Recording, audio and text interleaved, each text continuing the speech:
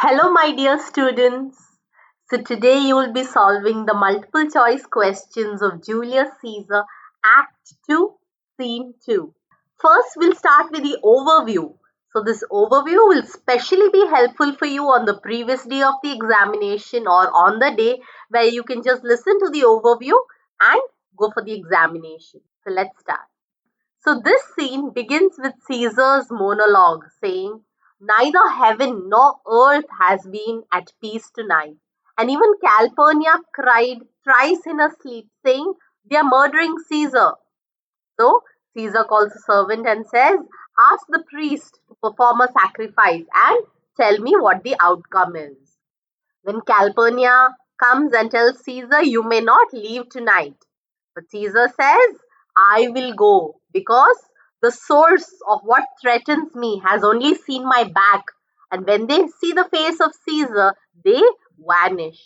But Calpurnia says, "I have never been superstitious until now, but now they frighten me because the watchman has witnessed many terrifying sights, such as the lioness giving birth in the streets, the graveyards opening, and the dead have risen up.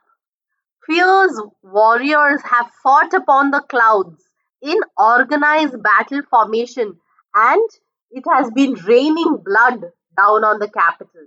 And also, the noise of the battle was heard in the air, where horses were neighing, and the dead men were heard groaning in the death.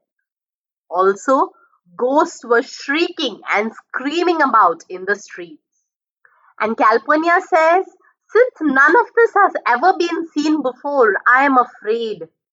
But Caesar says, "What can be avoided if it's the will of the god? Moreover, the bad omens apply to everyone and not just me." That is when Calpurnia says, "When beggars die, there are no comets seen. But when a prince dies, the heavens themselves will light up." That is when Caesar says, "Cowards die many times before their death, but the brave experience death only once. And what cannot be avoided will come whenever it wants to come."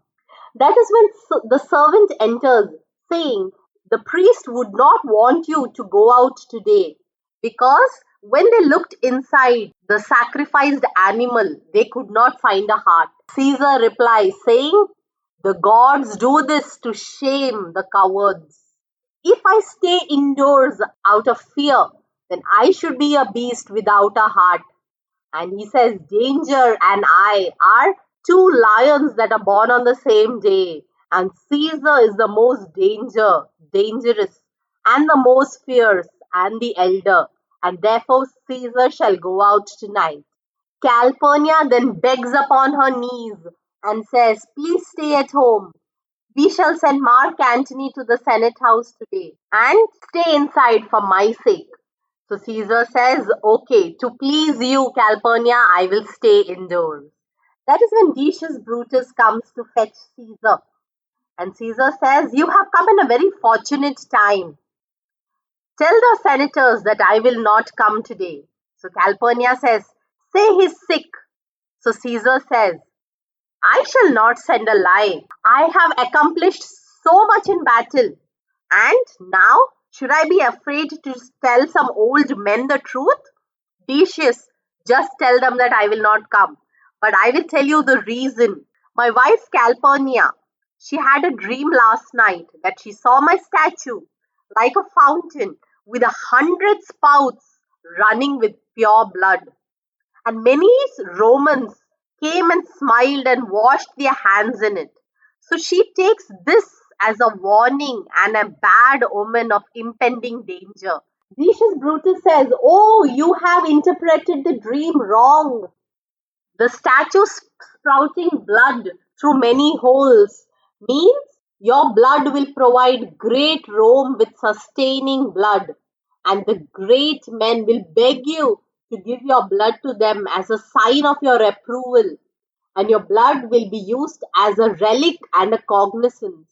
And Decius, in order to convince Caesar more, says, "The Senate had decided to crown you today, but if you decide not to come, then they might change their mind. Moreover, they might joke, saying that the Senate will have to wait for a better time when Caesar's wife has better dreams. And they might also call you a coward. Caesar says, "Oh, how foolish I was to listen to Calpurnia. I am coming today." And as Caesar gets ready to go, all the conspirators come to accompany Caesar. And he sees Trebonius and says, "Be near me so that I will remember to talk to you." So Trebonius says, "I will, Caesar, and I will be so near to you that your best friends shall wish I had been further." Caesar says, "Good friends, go chase some wine, and we will live together like friends." But Brutus grieves and says, "Oh, Caesar, we are only like friends and not real friends." And my heart grieves when I think about that. And the scene ends. Now let's go towards the multiple choice question. Question number 1. Where does the scene take place? A. In Pompey's porch. B. In Caesar's house. C. In the Capitol. Or D. In Brutus's house.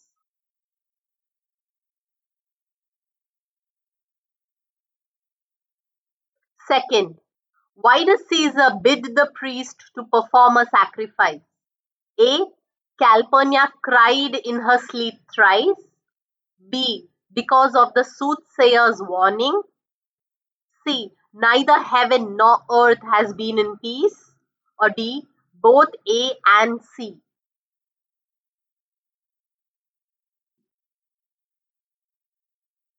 Third, which among these sights does the watchman not witness? A. Servants' hand in flames like 20 torches lit together. B. Lioness has given birth on the streets. C. Graves have opened and released the dead. Or D. Wars fought on the clouds and blood on the Capitol.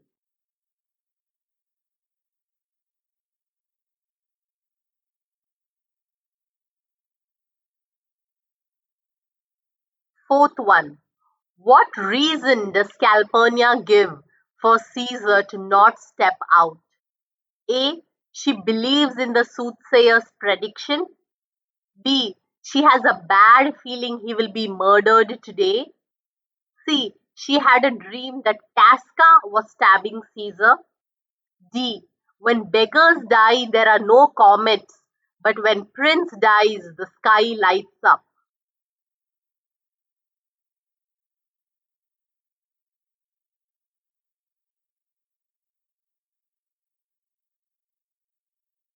Fifth one. What does Caesar mean by cowards die many times before their death? The valiant never taste death but once. A. The brave can defy death, whereas cowards can't. B. Caesar is valiant and not a coward as Calpurnia. C. Cowards constantly fear death and hence die many deaths, whereas brave never fear about their death till it comes at the end. Or D. All of the above.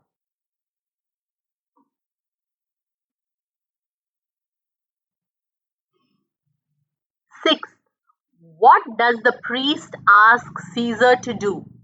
A. Sacrifice another animal. B. There is no harm and can step out without fear. C. Caesar should not step out today. Or D. He should listen to his wife Calpurnia.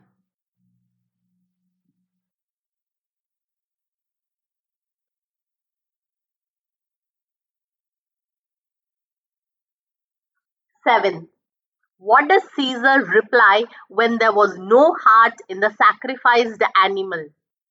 A. God has done this to shame cowards. B. He should be a beast without heart if he stays indoors out of fear. C.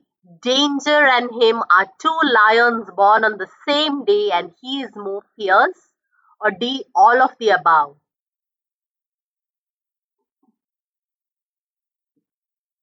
Eighth, Why does Caesar finally decide to stay home? A. To please his wife Calpurnia. B. He finally became superstitious. C. Mark Antony persuaded him to stay home. Or D. He became superstitious after the sacrificed beast had no heart.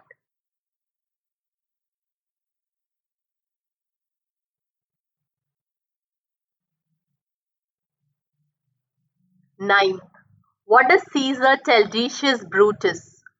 A. That he is sick. B. That he will not come to the capital today. C. That he fears the soothsayer's warning. Or D. That the sacrificed animal had no heart.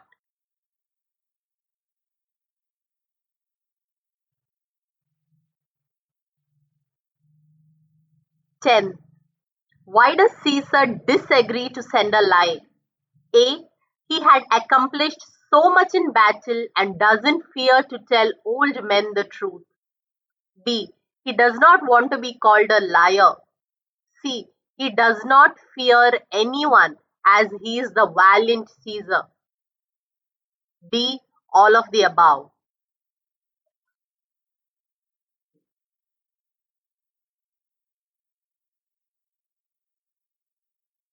11th.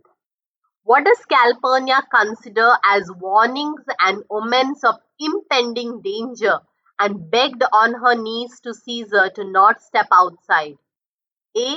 The sacrificed animal not having a heart. B. The strange sights in the sky. C. Her dream of Caesar's statue having 100 spouts and Romans smiling and bathing their hands. Or D. The warning of the soothsayer.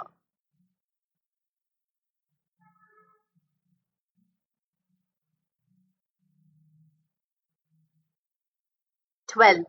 Which among these does not include the interpretation of Calpurnia's dream by Decius Brutus? A. You will provide Rome with sustaining and reviving blood.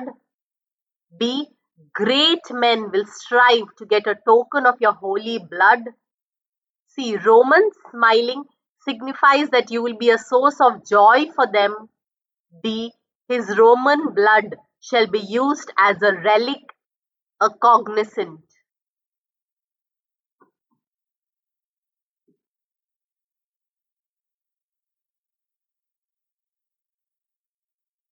13. How does Decius Brutus finally convince Caesar? A. The Senate had decided to crown mighty Caesar but might change their mind if he doesn't go today. B. The Senate might mock Caesar, saying that they will have to wait until Calpurnia has better dreams. C. They might call Caesar a coward. Or D. All of the above.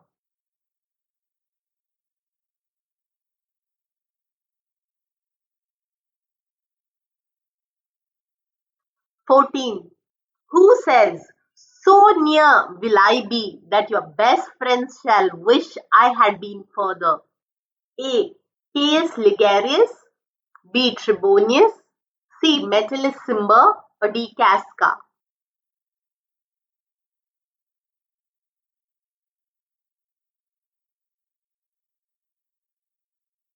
15. Why does Brutus grieve at the end of the scene? A. We are only like friends and not real friends like how Caesar considers them. B. That Caesar is going to die in few hours. C. Just for the goodness of Rome, he has to betray a person he likes. D. That Calpurnia's dream is going to come true.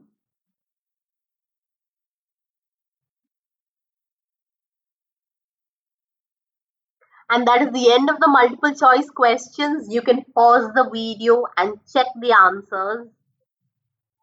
I would definitely recommend you to watch the line by line explanation of this entire scene. I'll be adding the link at the end of the video.